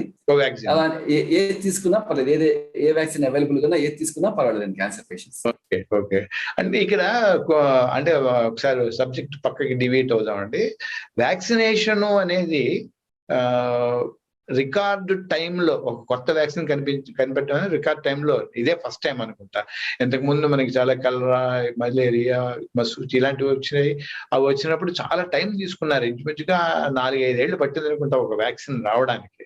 అంటే అప్పటి కారణం వేరు, సాంకేతికంగా అప్పుడు అంత అభివృద్ధి చెందలేదు, కానీ అవి అంత డెడ్లీ కూడా కాదు, కోవిడ్ అంత డెడ్లీ కూడా కాదు కాబట్టి అయ్యింది. అంటే ఈ తక్కువ టైంలో చేయడం వల్ల ఇది అంటే కరెక్ట్ వ్యాక్సిన్ అని అంటారా, మళ్ళా ఇంకో డోసులు తీసుకోవాల్సి ఉంటుంది అంటారా? ఈ 2 డోసులు కూడా సరిపోతుందా? మీరు చాలా మంచిది, చాలా కష్టమైన ప్రశ్న అడిగారు. అంటే సాధారణంగా ఒక డ్రగ్ వ్యాక్సిన్ కానీ మార్కెట్ లో కనీసం మీరు చెప్పినట్టుగా 5 నుంచి 7 ఏళ్ళు పడుతుందండి. ఎందుకంటే ఫస్ట్ యానిమల్స్ మీద ట్రయల్స్ వేసి, తర్వాత phase 1, phase 2, phase 3, అది ఫస్ట్ దాని సైడ్ ఎఫెక్ట్స్ ఏంటి, తర్వాత అది బాడీలో ఎట్లా పనిచేస్తుంది, దాన్ని ఫార్మకోకైనెటిక్స్ అంటారు, బాడీలో మందు ప్రభావం ఎట్లా ఉంది, తర్వాత మూడోది అసలు ఎలా పనిచేస్తుంది అని మొత్తం phase 1, phase 2, phase 3 రకరకాల ట్రయల్స్ చేసిన తర్వాత అప్పుడు కానీ మార్కెట్ లోకి రాదు. కానీ ఈసారి ఇది ఎమర్జెన్సీ సిచ్యువేషన్ కాబట్టి ఆ టైం తగ్గించారు. అంటే అయితే phase 1, phase 2, phase 3 ట్రయల్స్ కొంచెం టైం తగ్గించారు. కాకపోతే వీటి కన్సిస్టెంట్ గా WHO మానిటర్ చేస్తుంది. సేజ్ గైడ్ లైన్స్ అంటారు. సేజ్ అంటే సైంటిఫిక్ కమిటీ ఉంటుంది, సేజ్ కమిటీ అంటారు. వాళ్ళు ఎప్పటికెప్పుడు మానిటర్ చేస్తారు. వీళ్ళకి ఫార్మకో విజిలెన్స్ కమిటీ ఉంటుంది WHOకి. అంటే ఎక్కడ ట్రయల్స్ చేస్తున్నా అయితే ఇది ఇంకా మీరు చెప్పాలంటే అయిపోలేదండి. ఎందుకంటే ఇంకా ఈ పబ్లిక్ వచ్చి మందులు వాడుతున్నా ఎలాంటి సైడ్ ఎఫెక్ట్స్ వస్తున్నాయని రెగ్యులర్ గా రెగ్యులేట్ చేస్తూనే ఉంటారు. అంటే ఒకసారి మార్కెట్లోకి వచ్చేసింది చేతి దులిపేసుకోరు వాళ్ళు. కాన్స్టెంట్ గా విజిలెన్స్ మీద ఉంటుంది అది. సో వాళ్ళు ఎలాంటి సైడ్ ఎఫెక్ట్స్ వస్తున్నా కూడా వాళ్ళు రికార్డ్ చేసి ఇది ఈ మెడిసిన్ మూలంగా వచ్చిందా, వేరే సైడ్ ఎఫెక్ట్ ఇంకా కాన్స్టెంట్ గా మానిటరింగ్ ఇంకా ఎప్పటికక్కడ జరుగుతుంది. ఇంకా కొంతకాలం జరుగుతుంది. ఇంకా రాబోయే నెక్స్ట్ 2 years కి జరుగుతూ ఉంటుంది. అదొకటి. ఇందాక మీరు అడిగిన దానికి డోసెస్ గురించి అడిగారు. అవునండి. ఒకటండి, ఇప్పుడు ఏం చెప్తున్నారంటే ఈ వ్యాక్సిన్ నుంచి వచ్చిన యాంటీబాడీ లెవెల్స్ 6 to 8 months వరకు ఉంటున్నాయి అంటున్నారు. సో ప్రస్తుతం మనకి నెక్స్ట్ బూస్టర్ డోస్ ఎప్పుడు తీసుకోవాలి అన్న దాని మీద ఇంకా మనకి ఎలాంటి క్లారిటీ లేదండి. అంటే ఇంకా ఆ గైడ్ లైన్స్ ఇంకా మనకు రాలేదు. ప్రస్తుతం ఇవ్వడం వరకే ఉంది తప్ప నెక్స్ట్ బూస్టర్ డోస్ ఎప్పుడు తీసుకోవాలి అన్న దాని మీద క్లారిటీ లేదు. అంటే కోవాక్సిన్ అంటే భారత్ బయోటెక్ మాత్రం చెప్పింది 6 నెలల తర్వాత బూస్టర్ డోస్ తీసుకోవాల్సి ఉంటుంది అని. ఈ సీరం ఇన్స్టిట్యూట్ ఆఫ్ వాళ్ళు ఇలాంటివి ఏమీ చెప్పలా. నిజానికి వాళ్ళు అదర్వాలయ్య గారు వెళ్ళిపోయారు, అక్కడికి వెళ్ళిపోయి దాక్కున్నారు. ఆయన బెదిరింపులు వస్తున్నాయట ఈ వ్యాక్సిన్ గురించి. అఫ్కోర్స్ ఇవన్నీ ఇమ్మెటీరియల్ అనుకోండి, ఇది దీంట్లో వచ్చింది కాదు. సరే, ఇంకొకటి ఏంటంటే మన వరప్రసాద్ రెడ్డి గారు వ్యాక్సిన్ రంగంలో భారత్కి పితామహుడు లాంటి ఆయన నేను ఒక పత్రికలో ఉన్నప్పుడు ఇంటర్వ్యూ చేసినప్పుడు ఆయన చెప్పారు ఫస్ట్ స్టార్టింగ్, అయ్యా మీరు మన సంప్రదాయాన్ని మర్చిపోతున్నారు, మన ఆచారంలోనే అన్ని వ్యాధులకి ఔషధం ఉంది, దీనికి కూడా శౌచం పరమౌషధం అని చెప్పారండి ఆయన. శౌచం, మనం శుభ్రత అనే అంశాన్ని మర్చిపోయాం, అందుకే ఇది వచ్చింది అని చెప్పేసి. ఇప్పుడు సరే, శుభ్రతకి ఇప్పుడు లేదు కాబట్టి ఇప్పుడు మనం శానిటైజ్ చేసుకుంటున్నాము. ఆ చేతులకి కొంతమందికి పుళ్ళు కూడా పడిపోతున్నాయి అంటున్నారు. ఈ శానిటైజర్స్ కాకుండా ఇంకేం చేస్తే బాగుంటుంది అంటారు? సార్, ఇందులో ఫస్ట్ ఈ కోవిడ్ గురించి 2 ఉన్నాయండి ప్రొటెక్షన్ విషయంలో. ఒకటేమో ఖచ్చితంగా సోషల్ డిస్టెన్సింగ్, శానిటైజేషన్, మాస్క్ ధరించడం. ఈ మాస్క్ కూడా గైడెన్స్ ఇచ్చారు, రకరకాల మాస్క్ అవైలబుల్ గా ఉన్నాయి. ఇప్పుడేమో అందరూ డబుల్ లేయర్ మాస్క్ వేసుకోవాలంటున్నారు. అందులో ఒకసారి ఊపిరి ఆడుతున్నారు, అర్థం కావట్లేదు, అట్లాంటి పరిస్థితి వస్తుంది. ఇది కాకుండా రెగ్యులర్ గా హ్యాండ్ వాష్, ఇందాక మీరు చెప్పినట్టు ఇంట్లోకి వచ్చే ముందు అయితే బయట వచ్చే ఖచ్చితంగా హ్యాండ్ వాష్ అనేది చాలా అవసరం. అంటే శానిటైజ్ చేయకపోయినా అట్లీస్ట్ హ్యాండ్ వాష్ చేసుకున్నా చాలు. సబ్బుతో కడుక్కున్నా చాలు. ఫస్ట్ బేసిక్ అందులో 80% పోతుంది మనకి. ప్రతిసారి శానిటైజ్ అదొక ఆప్షన్ లాగా తయారైపోయింది. అది కూడా జనాలకి ఒక ఆప్షన్ అయిపోయింది. ప్రతిసారి శానిటైజేషన్ అవసరం లేదంటే బయట ఉన్నప్పుడు అవసరం ఖచ్చితంగా శానిటైజ్ చేసుకోవచ్చు. చిన్న శానిటైజర్ పెట్టుకుని చేసుకుంటున్నారు అందరూ. కానీ ఇంట్లో కూడా అస్తమానం శానిటైజ్ చేసుకోగలరు. ఇంటికి వచ్చినప్పుడు ఖచ్చితంగా హ్యాండ్ వాష్ పెట్టు. కాకపోతే ఎస్పెషల్లీ బయటకు వెళ్ళి వచ్చినప్పుడు స్నానం చేస్తే ఉత్తమం. ఓకే. తర్వాత నిన్న మనం ఆసక్తికరమైన వార్త కూడా చూసాం. జో బైడెన్ మాస్క్ బై చెప్పాడు అని. 2 డోసులు తీసుకున్న తర్వాత వ్యాక్సినేషన్ 15 రోజులు దాటితే సోషల్ డిస్టెన్సింగ్ పాటించక్కర్లేదు, మీరు హాయిగా మాస్క్ పెట్టుకోకుండా తిరిగేయచ్చు అని. ఆయన ఇలా చెప్తే ఆయన ఏం సందేశం ఇస్తున్నాడు? అమెరికాలో ప్రపంచంలో అగ్రరాజ్యం ఇలాంటిది ఇచ్చి ఆయన ఏం సందేశం ఇచ్చాడు? అది కరెక్ట్ కాదేమో అనుకుంటున్నాను నేను. ఎందుకంటే అమెరికా వాళ్ళు చెప్పారు అంటే భారతీయులకి చాలా అద్భుతంగా పాటించేస్తారండి. ఆయన వద్దన్నాడండి అని చెప్పేసి ఇప్పుడు ఈ 2వ డోసు వేసుకున్న వాళ్ళు 15 రోజులు తీసి వదలు పారేశారంటే ఎంత ప్రమాదమో అది మనం ఆలోచించాల్సిన అవసరం ఉంది. దాన్ని నేను మీకు అది పెట్టినప్పుడు అడిగారు, దీని మీ అభిప్రాయం ఏమిటి అని. నా అభిప్రాయం ఇది కష్టం అని. మీ అభిప్రాయం ఏంటో చెప్పండి సార్. సార్, ఒకటండి, బైడెన్ గారు అక్కర్లేదండి. మన వాళ్ళు ఫస్ట్ డోస్ వేసుకున్నాకే మాస్క్ తీసి తిరిగేస్తారు మన వాళ్ళు. బైడెన్ గారు ఇంకా చాలా దూరంలో ఉన్నారు, మన వాళ్ళు ఇంకా ఫాస్ట్ గా ఉన్నారు. అది వాస్తవానికి దూరం అండి. ఎందుకంటే మనం ఈ కోవిడ్ సెకండ్ వేవ్ చూసుకుంటే ఇది చాలా ఇన్ఫెక్షియస్, మనకే అర్థమవుతుంది. ఫస్ట్ వేవ్ కన్నా చాలా ఇన్ఫెక్షియస్ గా ఉంది. పైగా ప్రస్తుతం లాక్డౌన్ కూడా ఇప్పుడు లాక్డౌన్ ప్రకటించారు, కానీ అంతకుముందు లాక్డౌన్ కూడా లేని పరిస్థితిలో ఉన్నప్పుడు ఈ మాస్క్ లేకుండా తిరగడం అనేది చాలా తప్పండి. ఎందుకంటే ఫస్ట్ ఒక వ్యాక్సిన్ తీసుకున్న తర్వాత ఇమ్యూనిటీ డెవలప్ అవడానికి కనీసం 4 to 6 weeks టైం పడుతుంది. ఈ లోపల మనం ఖచ్చితంగా ఇన్ఫెక్ట్ అయ్యే అవకాశం 100% ఉంది. అది కాకుండా ఇప్పుడు చాలా మంది వ్యాక్సిన్ తీసుకున్న తర్వాత చాలా మందికి ఇన్ఫెక్షన్ వస్తుంది. అంటే వ్యాక్సిన్ అనేది కేవలం మన సివియారిటీని తగ్గిస్తుంది తప్ప ఇన్ఫెక్షన్ ప్రివెంట్ చేయలేదు. సో ఖచ్చితంగా మన జాగ్రత్తలు ఖచ్చితంగా పాటించాలండి. మనం మాస్కులు తీసి తిరగటం అనేది చాలా తప్పు. అంటే ఒకవేళ చెప్పండి అంటే ఇప్పుడు ఒకవేళ కంట్రీలో 70% కంటే ఎక్కువ మందికి వ్యాక్సినేషన్ అయిపోయింది, హర్డ్ ఇమ్యూనిటీ వచ్చేస్తుంటే కనుక అప్పుడు కొంచెం ఏమన్నా ఆలోచించొచ్చేమో. కానీ ఈవెన్ అమెరికాలో కూడా నాకు తెలిసినంత వరకు లెస్ దెన్ 40% పాపులేషన్ కే వ్యాక్సినేషన్ అయింది, వాళ్ళకి కూడా 70% అయినట్లేదు. ప్లస్ వాళ్ళ వైరస్ మరి అంత లో ఇన్ఫెక్షన్స్ అని అనుకోవటం లేదు నేను. మరి ఆయన మరి ఏ ఆధారంతో చెప్పారో నాకు మరి తెలియదండి. ఓకే, ఇప్పుడు సెకండ్ డోస్ తీసుకున్న తర్వాత నాకు తెలుసుండి 10ల సంఖ్యలో చనిపోయారండి. యాక్చువల్ గా 2 జర్నలిస్టులే నాకు బాగా క్లోజ్ వాళ్ళు చనిపోయారు సెకండ్ డోస్ తర్వాతేనండి. ఒక ఆయన అయితే సెకండ్ డోస్ అయినా 2వ రోజునే ఇన్ఫెక్ట్ అయ్యాడు. అంటే ఇది ఎక్సెప్షనల్ కేసు అంటారా ఏమైనా? అంటే అంతకు ముందే ఆయనకి ఎంటర్ అయిపోయి ఉంటుంది. అంటే ఒక్కసారి ఏమైందంటే చాలా మందికి, నేను పర్సనల్ గా చూస్తున్నా, పర్సనల్ ఎక్స్పీరియన్స్ చెప్తున్నాను, చాలా మందికి ఫస్ట్ డోస్ తర్వాత ఎంతో మందికి ఫస్ట్ వ్యాక్సిన్ చాలా మందికి ఇన్ఫెక్షన్ వచ్చింది. సో ఇక్కడ చాలా అనుమానాలు వచ్చాయి. అంటే వ్యాక్సిన్ మూలంగా ఇన్ఫెక్షన్ వచ్చిందా, లేదా వ్యాక్సిన్ పనిచేస్తుందా లేదా ఏమిటి అని అనుమానాలు చాలా మందికి వచ్చాయి. సో ఏమైందంటే అండి, చాలా మంది ఫస్ట్ వ్యాక్సిన్ తర్వాత ఇందులో ఏమవుతుందంటే అండి, కొన్ని అబ్జర్వేషన్స్ జరిగాయి. ఏంటంటే వ్యాక్సినేషన్ కి వెళ్ళినప్పుడు కూడా చాలా క్యూలు ఉంటున్నాయి, అక్కడ కూడా ఎక్కువ సోషల్ డిస్టెన్సింగ్ పాటించట్లేదు. వ్యాక్సిన్ మా హాస్పిటల్ చూసాను, వ్యాక్సిన్ వచ్చిన వాళ్ళు ఒకరి మీద ఒకరు పట్టడం, కొట్టుకునే పరిస్థితులు కూడా చూసాను నేను. సినిమా టికెట్ల కోసం వస్తే ఎట్లా వచ్చారో అలా మీద పడిపోవటం అది కూడా చూసాను, వాస్తవం పరిస్థితి చూసాను నేను. సో అక్కడ ఆ టైంలో కూడా ఎక్స్పోజ్ అయిన వాళ్ళు చాలా మంది ఉన్నారు, వ్యాక్సినేషన్ కోసం వచ్చి ఎక్స్పోజ్ అయిన వాళ్ళు కూడా ఉన్నారు. వ్యాక్సిన్ 2వ రోజు 3వ రోజే సింటమ్స్ బయటపడిన వాళ్ళు చాలా మంది ఉన్నారు. ఏమవుతుందంటే అండి, ఇమ్యూనిటీ డెవలప్ అయ్యే లోపల ఎక్స్పోజ్ అయిపోతున్నారు. అంటే రిలాక్సేషన్, దాన్ని లాస్ట్ టైం కూడా టెక్నికల్ ఆర్టికల్ వచ్చింది లాస్ట్ మంత్ అట్లా దీని గురించి, ఫిలిప్ బ్రిట్స్మెన్ ఎఫెక్ట్ అని. ఏంటంటే ఒకసారి తీసుకున్నాం అభద్రత, ఓవర్ సెక్యూరిటీ భద్రతా భావంతో వాళ్ళు ఏంటి మాస్క్ లేకుండా తిరిగేయటం, కొంచెం అట్లాంటివి కేర్లెస్ బిహేవియర్. దాని మూలంగా ఏమవుతుందంటే విత్ ఇన్ ఫస్ట్ డోస్ కి ఈవెన్ సెకండ్ డోస్ కూడా ఇమ్యూనిటీ బూస్ట్ డెవలప్ అవడానికి టైం ఇవ్వాలి బాడీకి. 4 to 6 weeks టైం పడుతుంది.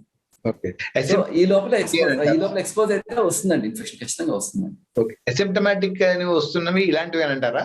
అంటే ఎసిమ్ప్టమాటిక్ అంటే యూజువల్ గా కొంతమందికి ఆల్రెడీ అడిక్వేట్ ఇమ్యూనిటీ ఉంటుందండి. అంటే వాళ్ళు ఇన్ఫెక్షన్ మైల్డ్ గా ఎక్స్పోజ్ అయ్యొచ్చు వాళ్ళు. సో మైల్డ్ ఎక్స్పోజ్ అవడం మూలంగా ఏమవుతుందంటే సిమ్టమ్స్ కనపడకపోవడం జరుగుతుంటుంది వాళ్ళలో. సో అది యాక్చువల్ ఇంకా డేంజర్. మనం వాళ్ళని ఐడెంటిఫై చేయడం కష్టం అవుతూ ఉంటుంది, మనతో పాటు తిరుగుతూ ఉంటారు, మనం ఐడెంటిఫై చేయడం కష్టం అవుతూ ఉంటుంది. అందుకే మనం ఎవరినో చుట్టుపక్కల సిమ్టమ్స్ ఉన్నా లేకపోయినా మన జాగ్రత్తలు మనం ఉండాలి. విచిత్రం ఏంటంటే అండి, ఇప్పుడు మనం కోవిడ్ బాగా ఎక్కువగా ఉంది అని చెప్పేసి మొన్న తెలంగాణలో లాక్డౌన్ అనౌన్స్ చేసిన రోజున వాళ్ళు అదే రోజు క్లియర్ గా చెప్పారు, ప్రతిరోజు 6 నుంచి 10 దాకా అన్ని తెరిచుంటాయి, నిత్యావసరాలన్నీ తెరిచుంటాయి అని. ఇర్రెస్పెక్టివ్ ఆఫ్ దట్ ప్రకటించారో లేదో మొత్తం ఎక్కడా కనిపించలేదండి ఈ లైన్లు. ఓన్లీ లిక్కర్ షాపుల ముందు బీభత్సంగా, అంటే ఇర్రెస్పెక్టివ్ ఆఫ్ మేల్ ఫీమేల్ కొన్ని 100 కోట్లు. అంటే ఇలాంటివే కదా మనకి చెయ్యకూడదు, ఏది చేయకూడదు అని చెప్పిందో ఇదే, ఒక చోట చేరకూడదు అనేది. ఈ చేరడం వల్ల చాలా కనీసం ఒక 10% కైనా అది ఆ టైంలో స్ప్రెడ్ అయిపోయి ఉంటుంది కదండి. ఇప్పుడు అంత జాలి భయం ఏంటంటే అండి, మరి దొరక షాప్స్ క్లోజ్ చేస్తారేమో అనే భయంతో ఒకసారి ఒకేసారి అందరు మనుషుల మీద పట్టడం జరిగింది. యాక్చువల్లీ అది కరెక్ట్ బిహేవియర్ కాదండి, అందుకే కోవిడ్ అప్రోప్రియేట్ బిహేవియర్ అంటారు. అలా అది జాగ్రత్తగా ఉండాలి మనం. సరే అండి డాక్టర్ గారు, ఇప్పుడు చాలా మంది లైన్ లో ఉన్నారు. ఒకవేళ మీరు అంగీకరిస్తే వాళ్ళు ఎవరికైనా ఏదైనా సందేహాలు ఉంది, మీతో మాట్లాడాలనుకుంటే మాట్లాడే అవకాశం కల్పించుకుంటారా? తప్పకుండా తప్పకుండా. రాజేశ్వరి గారు అన్మ్యూట్ చేసుకున్నానండి. ఓకే అండి, మరి డాక్టర్ గారిని మీరు ఏమైనా అడగాలనుకుంటే అడగండి అమ్మా.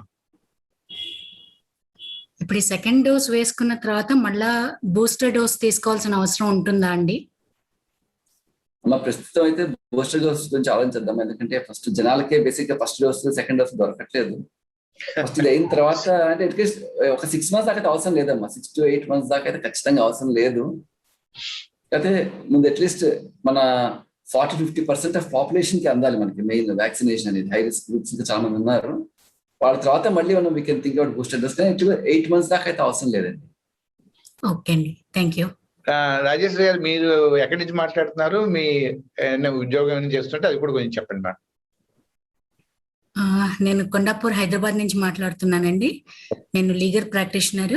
రైట్ నౌ నేను కార్పొరేట్ లో ఇన్ హౌస్ కౌన్సిల్ గా ఉన్నానండి. ఓకే అండి, థ్యాంక్ యూ అమ్మా, థ్యాంక్ యూ. మీరు థ్యాంక్ యూ సుబ్రహ్మణ్యం గారు.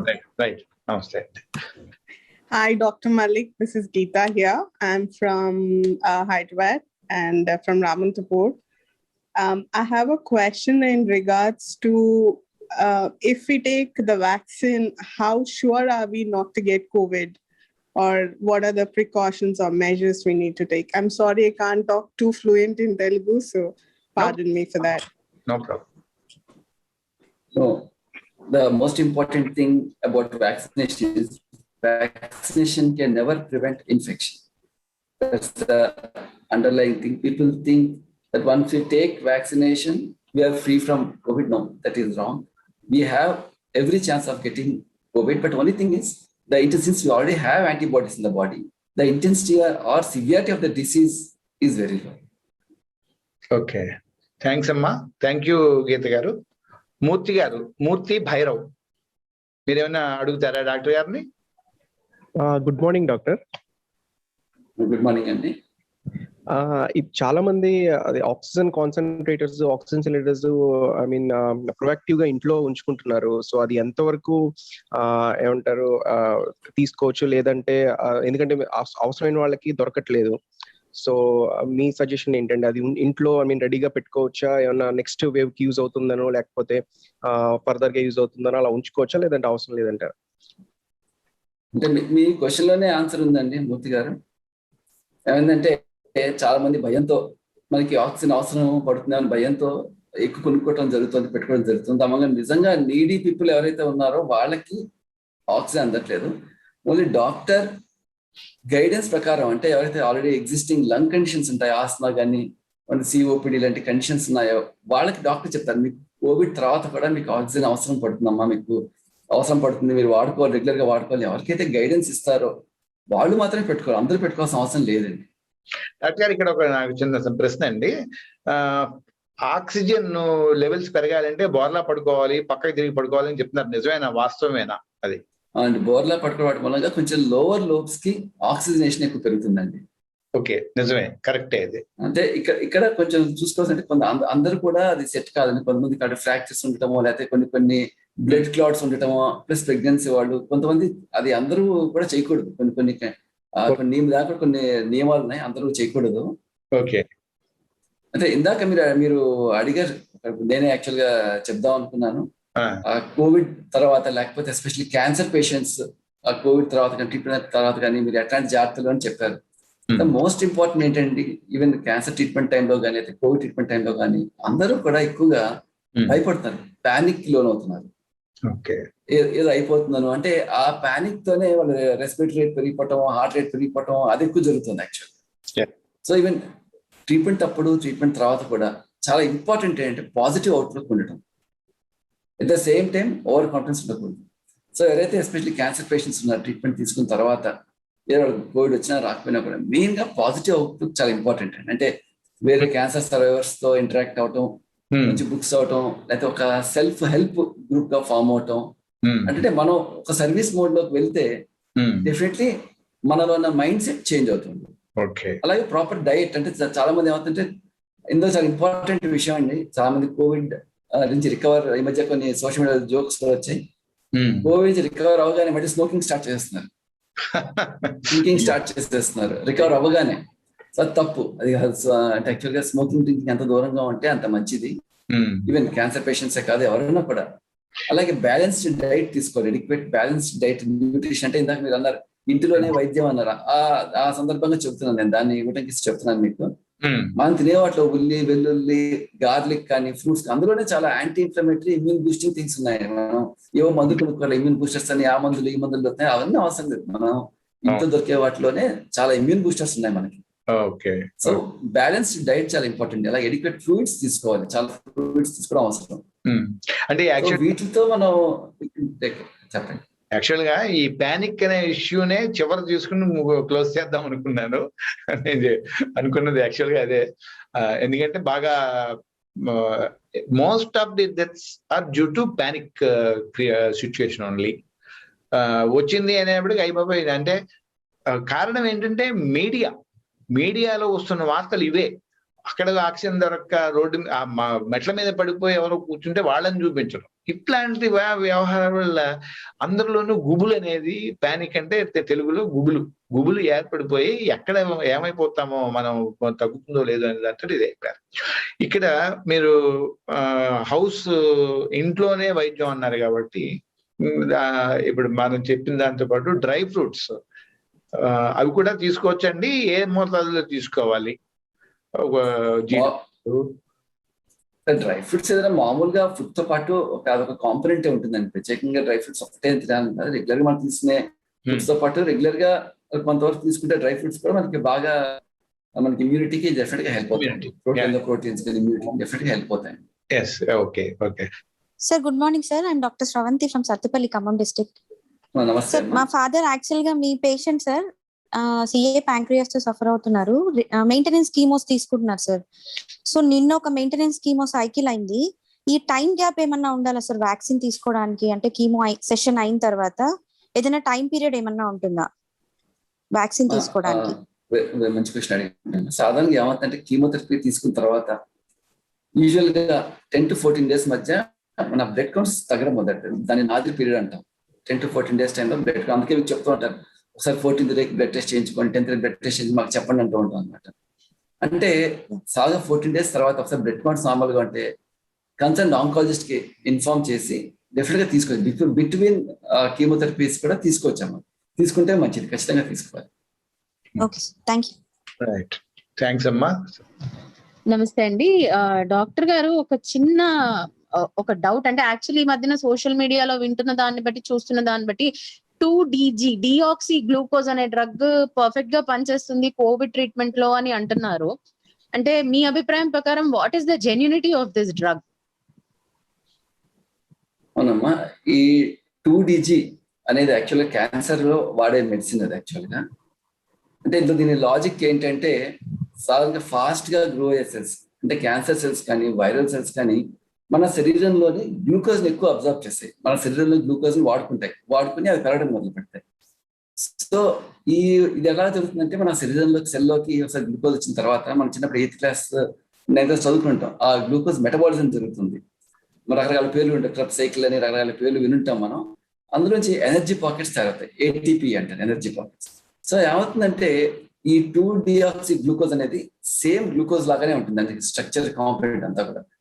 సో అది సెల్లోకి వెళ్ళిన తర్వాత అది ఏం చేస్తుందంటే, instead of converting to ATP, అది ఆ మెటబాలిక్ పాత్వేని బ్రేక్ చేస్తుంది. మెటబాలిక్ పాత్వేని బ్రేక్ చేసి అందులో కొన్ని ఎంజైమ్స్ ఉంటాయి, పర్టికులర్ గా ఆ పాత్వేకి సంబంధించిన ఎంజైమ్స్ ఉంటాయి. ఎక్సోకైనేస్ అని, గ్లూకోజ్ 6 ఫాస్ఫేట్ ఐసోమరేజ్ అని కొన్ని ఎంజైమ్స్ ఉంటాయి. ఆ ఎంజైమ్స్ బ్లాక్ చేయడం మూలంగా, అంటే ఈవెన్ క్యాన్సర్ సెల్స్ కానీ ఈ వైరల్ సెల్స్ కానీ వాళ్ళకి ఎనర్జీ డిప్రైవ్ చేసి అవి ఫాస్ట్ గా మల్టిప్లై అయ్యకుండా చేయడం, అది దాని వెనకాల థియరీ. అంటే జరిగిన ట్రయల్స్ లో, DRDO చేసిన ట్రయల్స్ లో, phase 3 ట్రయల్స్ లో రెస్పాన్స్ చాలా బాగా వచ్చిందని చెప్పారు. అంటే ఎవరికైతే ఆక్సిజన్ అవసరం పడుతుందో అలాంటి వాళ్ళకి ఆక్సిజన్ అవసరం లేకుండా జరిగింది అన్నట్టు చెప్పడం జరిగింది. కానీ ఇందులో ఏంటంటే, ట్రయల్స్ నుంచి మన క్లినికల్ యూసేజ్కి వచ్చిన తర్వాత నిజంగా ఎంతవరకు యూజ్ అవుతుంది, అది ఏ టైంలో ఇస్తే బాగుంటుంది, అంటే ఎర్లీ స్టేజ్ ఇస్తే బాగుంటుందా, తర్వాత ఇస్తే బాగుంటుంది, అన్ని కూడా ఇంకా దాని మీద ఫర్దర్ స్టడీ జరగాల్సింది. అంటే ఎర్లీ స్టేజ్లోనే ఇస్తే ఇంకా బాగుంటుంది అనేది నా పర్సనల్ ఒపీనియన్ అండి. సో ఇది ఆల్రెడీ నిన్న మార్కెట్ ESI హాస్పిటల్స్కి ఇవ్వడం జరిగింది, ఆల్రెడీ DRDO నుంచి వచ్చాయి అవి. ఇందులో బెస్ట్ పార్ట్ ఏంటంటే, అది ఓరల్ గా తీసుకునేది, నీళ్ళలో కలిపి చేయొచ్చు. యాక్చువల్లీ అది ఓరల్ గా తీసుకునేది, అవైలబుల్, కాస్ట్ ఎక్కువ కాదు. అంటే దాని అది రిజల్ట్స్ అయితే బాగున్నాయండి. కానీ వెయిట్ అండ్ సీ, ఒకసారి మార్కెట్లోకి వచ్చిన పేషెంట్స్ మీద ఎట్లా పనిచేస్తుంది కొంచెం వెయిట్ చేసి చూడాల్సి వస్తుంది. ఓకే, ఇది ఇంట్రెస్టింగ్ అండి. అంటే ఇంతవరకు వ్యాక్సిన్లు రూపేణ సూది మందు రూపంలో తీసుకోవాల్సి వచ్చేది, ఇప్పుడు తాగడం అంటే చాలా తేలిక, పెద్ద ఇబ్బందికరమైంది కాదు. జనరల్ గా DRDO అంటే ఇట్స్ ఏ రినౌండ్ అండ్ విశ్వసనీయమైన సంస్థది, కాబట్టి సక్సెస్ అవుతుందనే అనుకుంటున్నానండి. తర్వాత అండి అడ్వకేట్ గాయత్రి గారు మాట్లాడతారండి. గుడ్ మార్నింగ్ డాక్టర్ గారు. నమస్కారం. నమస్తే అండి. ఇది సార్కోమా పేషెంట్స్ కి తర్వాత క్యాన్సర్ పేషెంట్స్ కి డిఫరెన్స్ ఏంటండి? అండ్ అదొకటి కాకుండా సార్కోమా పేషెంట్స్ ఏమన్నా స్పెషల్ ప్రికాషన్స్ ఏమైనా తీసుకోవాలా? లేదమ్మా, సార్కోమా అనేది type of cancer, separate cancer కాదు, సపరేట్ కాదమ్మా, రెండు ఒకటే అని ఒక టైప్ ఆఫ్ క్యాన్సర్. ప్రత్యేకించి తీసుకోవాల్సిన జాగ్రత్త అయితే ఏం లేదమ్మా. అందరూ ఎలా తీసుకున్నారు, వ్యాక్సినేషన్ తీసుకోవటం, అడిక్వేట్ ప్రికాషన్స్ తీసుకుంటాం, అదే ఉంటాయమ్మా. ప్రత్యేకించి వాళ్ళు తీసుకోవాల్సిన ప్రత్యేకమైన జాగ్రత్తలు అయితే ఉండవు. Okay, thank you.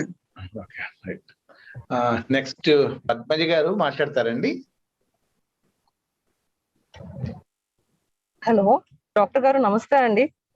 నమస్తే అమ్మా. నా డౌట్ ఏంటంటే, ఈ మధ్య ఫస్ట్ డోస్ కి సెకండ్ డోస్ కి మధ్యలో 6 weeks గ్యాప్ ఉండాలి అని చెప్పి అనేవారు మొన్నటి వరకు. ఇప్పుడు 3 months అయినా పర్వాలేదు అంటున్నారు.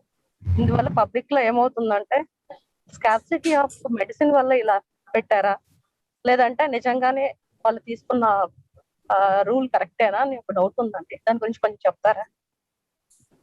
చాలా ఇబ్బందికరమైన ప్రశ్న అడిగారు. సారీ. అదే లేదమ్మా, అంటే యాక్చువల్ గా ఇవన్నీ కూడా ఇందాక నేను మెన్షన్ చేసినట్టుగా సేజ్ గైడ్ లైన్స్ అని ఉంటాయి. సైంటిఫిక్ కోర్ కమిటీ ఉంటుంది, విచ్ గైడ్స్ WHO. అంటే వాళ్ళ అబ్జర్వేషన్స్ బట్టే జరుగుతాయి ఇవన్నీ కూడా. వాళ్ళకి ఒక ఫార్మకోజెన్స్ టీమ్ ఉంటుంది. సో వాళ్ళు రెగ్యులర్ గా చూస్తుంటారు ఎప్పుడు ఎంతకాలం వరకు, అంటే బూస్టర్ డోస్ ఏ టైంలో ఇస్తే మోర్ అప్రోప్రియేట్ గా ఉంటుంది, ఎప్పుడు మనకి బూస్టింగ్ ఉంటుంది అనేసి వాళ్ళు చూస్తారు. వాళ్ళ అబ్జర్వేషన్ ప్రకారమే ఇది చెప్పడం జరిగింది. అంటే అది 12 to 16 weeks చేయటం అనేది వాళ్ళ అబ్జర్వేషన్ ప్రకారమే చెప్పడం జరిగింది. కొన్ని లాజిస్టిక్ రీజన్స్ కూడా ఉన్నమాట వాస్తవమే. Okay sir, thank you so much. Ramesh గారు మాట్లాడతారండి. నమస్కారం అండి. నమస్కారం. ఎక్కడి నుంచో చెప్పండి సార్. నేను హైదరాబాద్ గచ్చిబౌలి నుంచి మాట్లాడుతున్నానండి. నేను ఆరకుల్లో పనిచేస్తాను. ఓకే, ఓకే, అడగండి. ఈ వైరస్ సర్ఫేస్ మీద చాలా కాలం ఉంటుంది అంటున్నారు. అంటే న్యూస్ పేపర్స్, డోర్ హ్యాండిల్స్, తర్వాత లిఫ్ట్ బటన్స్. సో ఇది నిజమేనా?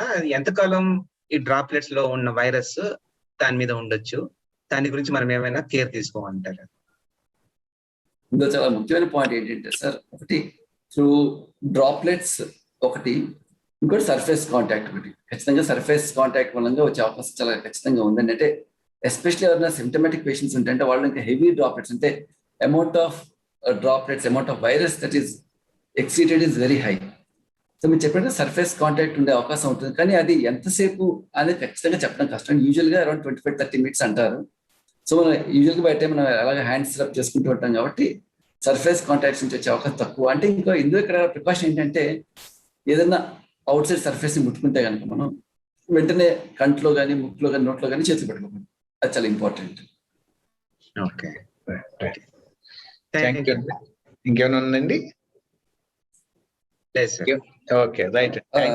రమేష్ గారు, నేను ఈ కాంటెక్స్ట్ లో I want to bring one more thing to attention. మీరు గచ్చిబౌలిలో ఉంటున్నారు కాబట్టి must be staying in communities. ఈ మధ్య కాలంలో నేను ఆల్రెడీ 1-2 ప్లాట్ఫామ్స్ దీని గురించి మెన్షన్ చేశాను. కొత్తగా వర్టికల్ ట్రాన్స్మిషన్ అనేది జరుగుతుంది, ఎస్పెషల్లీ హై రైజ్ బిల్డింగ్స్ లో. ఇన్ సమ్వన్ ఈజ్ డయాగ్నోస్, ఒక పర్టికులర్ సిరీస్ లో డయాగ్నోస్ అయితే వాళ్ళ ముందున్న వాళ్ళు, కింద ఉన్న వాళ్ళు, చాలా మందికి వీఆర్ సీయింగ్ కేసెస్. ఇనిషియల్ గా వీటిని ఇది కోఇన్సిడెన్స్ ఏమో అనుకుని కొట్టిపడడం జరిగింది. కానీ ఒక మెటానాలిసిస్ చూస్తే ఇండియాలోనే బెంగళూరు, ఢిల్లీ, ముంబై లాంటి చోట్ల, చాలా చోట్ల ఈ ఫినామినా చూడటం జరిగింది. దీని మీద ఆల్రెడీ స్టడీస్ కూడా జరిగాయి లాస్ట్ ఇయర్ చైనాలో, హాంకాంగ్ లో.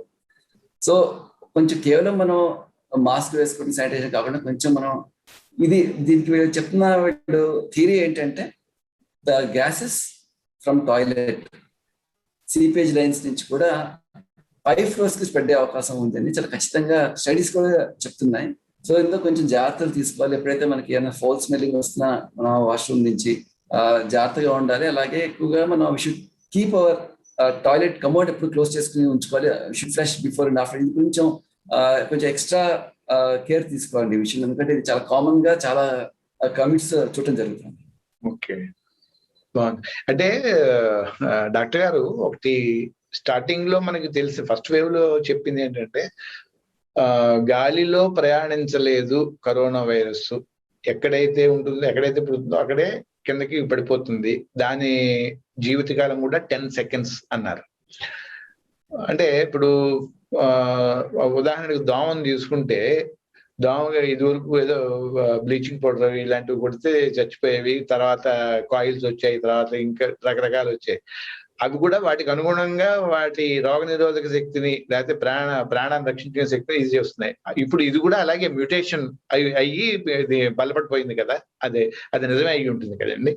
ఇప్పుడు ఖచ్చితంగా దాని కారణంగానే ఇప్పుడు వెర్టికల్ ఎక్స్పాన్షన్ అనేది మీరు చెప్పింది అదే వస్తుంది అనుకుంటా బహుశా.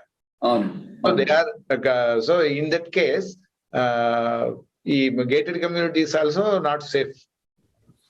ఇది ఇందాక చెప్పిన స్టడీస్ అంటే కేవలం లాక్డౌన్ పీరియడ్ లో ఎక్కడికి బయటకి ఇంట్లో కూర్చున్న వాళ్ళకే వచ్చింది యాక్చువల్ గా, అలాంటి కమ్యూనికేషన్ లేని వాళ్ళకి. సో వాళ్ళు స్టడీస్ చేస్తే they could find out through toilets కూడా అది ఏ రోజు స్ప్రెడ్ అవుతుంది అని వాళ్ళు చైనాలో స్టడీ చేశారండి. ఓకే ఓకే సరే ఓకే అండి. అందరూ పార్టిసిపేట్ చేసి అందరూ చక్కగా ప్రశ్నలు అడిగారు. మిమ్మల్ని మేమే ఇబ్బంది పెట్టలేదు అనుకుంటున్నాము. చక్కటి సూచనలు సలహాలు చక్కగా ఇచ్చారు. ఈ ప్యానిక్ గురించే కొంచెం చెప్పి ముగించండి సార్. అట్లా ప్యానిక్ ని ఎట్లా ఓవర్కమ్ కావాలి దాని గురించి చెప్పి మనం ముగించేద్దామండి. ఇంకొక 5 నిమిషాలు ఉంటాయి. సాధారణంగా పాండమిక్ టైంలో చాలా ఇన్ఫర్మేషన్ స్ప్రెడ్ అవుతూ ఉంటుంది సోషల్ మీడియాలో, అక్కడక్కడ చాలా ఎక్కువ అంటే నెగిటివ్ ఇన్ఫర్మేషన్, రాంగ్ ఇన్ఫర్మేషన్ ఎక్కువ వస్తూ ఉంటుంది. ఇప్పుడు వాస్తవానికి ఇన్ఫెక్ట్ అయ్యే మనుషుల రోగుల సంఖ్యతో చూస్తే రికవరీ రేట్ చాలా ఎక్కువగా ఉంది. కొన్ని లక్షల్లో ఇన్ఫెక్ట్ అవుతున్నా కూడా డెత్ అనేది 100s లో ఉంది. చాలా చనిపోతున్నా కూడా ఆ రికవరీ రేట్ చాలా సిగ్నిఫికెంట్ గా ఉంది. కాబట్టి అందరూ ఏంటి చనిపోతున్న వాళ్ళ మీద ఎక్కువ ఫోకస్ పెట్టి అది వస్తే వెంటనే ఆక్సిజన్ పడిపోతాయని భయం పెట్టి అలా రకరకాల ఇన్ఫర్మేషన్ సర్క్యులేట్ అవుతుంది. కొంచెం ఆ విషయంలో జాగ్రత్తగా ఉండాలి. ఇంకోటి మనం ఎప్పుడు కూడా మనం పాజిటివ్ ఉంచుకోవడానికి ట్రై చేయాలండి. కానీ రెగ్యులర్ అలా అని మనం నెగ్లెక్ట్ చేయకూడదు. ఏదైనా ఆక్సిజన్ పడిపోతున్నా ఏమైనా చేస్తున్నా ఇమీడియట్ గా డాక్టర్ కన్సల్టేషన్ తీసుకోవాలి. కానీ ఎప్పుడు మనం పాజిటివ్గా ఉండడానికి ట్రై చేయాలి. పాజిటివ్గా ఉంటే మనం ఆల్మోస్ట్ 80% రికవర్ అయిపోతాము. మనకి స్టిల్ ఇంకా భయంగా ఉంది, అయితే కొంచెం అభద్రతా భావం అట్లా ఉంటే కనుక మనం ఖచ్చితంగా ఆన్లైన్లో ఇప్పుడు ఎంతో మంది సైకాలజిస్ట్ అవైలబుల్ గా ఉన్నారు, ఎంతో మంది టెలి కన్సల్టేషన్స్. ఇందాక కూడా మేడం గారు గాయత్రి అడిగినట్టున్నారు డిఫరెన్స్ ఏంటైతే జాగ్రత్తలు తీసుకుని. జాగ్రత్తలు అంటే ఒకటండి ఏంటంటే ఖచ్చితంగా ఇప్పుడు కూడా టెలికన్సల్టేషన్ సర్వీస్ తీసుకోవచ్చు డాక్టర్స్తో. ఆంకాలజిస్ట్ కూడా అవైలబుల్ గా ఉన్నారు, టెలికన్సల్టేషన్ సర్వీసెస్ తీసుకోవచ్చు. అలాగే ఆన్లైన్ లో ఖచ్చితంగా సైకాలజిస్ట్ సపోర్ట్ తీసుకోవచ్చు. సపోర్ట్ తీసుకుని డెఫినెట్ గా ఇక్కడ ఓవర్కమ్ అండి. ఇది అందరికీ ఏంటంటే వచ్చిన ప్రతి ఒక్కరికి కూడా లైఫ్ థ్రెటనింగ్ కండిషన్ అది. ఇది డెఫినెట్ చాలా మంది రికవర్ అవుతారు. Should stay positive and stay safe. దురదృష్టం ఏంటంటే అండి, మీడియాలో కూడా ఎంతమంది చచ్చిపోయారో చెప్తున్నారు తప్ప ఎంతమంది హాస్పిటల్ నుంచి ఎంతమంది సక్సెస్ఫుల్ గా బయటికి వెళ్ళారు అనేది చెప్పట్లా. ఉదాహరణకు మన రామతీర్థులు అనే ఆయన 108 ఏళ్ళట గాంధీ హాస్పిటల్లోనే ఆయన వైద్యం చికిత్స పొందారు.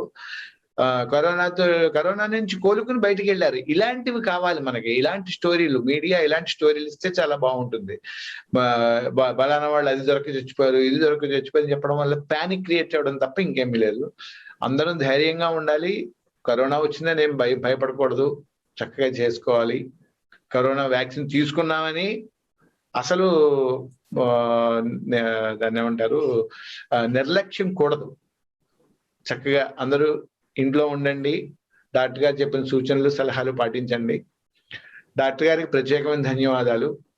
ఈ కార్యక్రమంలో పాల్గొని డాక్టర్ గారిని అడిగిన ప్రశ్నలు సలహాలు అడిగిన వాళ్ళకి కూడా కృతజ్ఞతలండి. నమస్కారం అండి.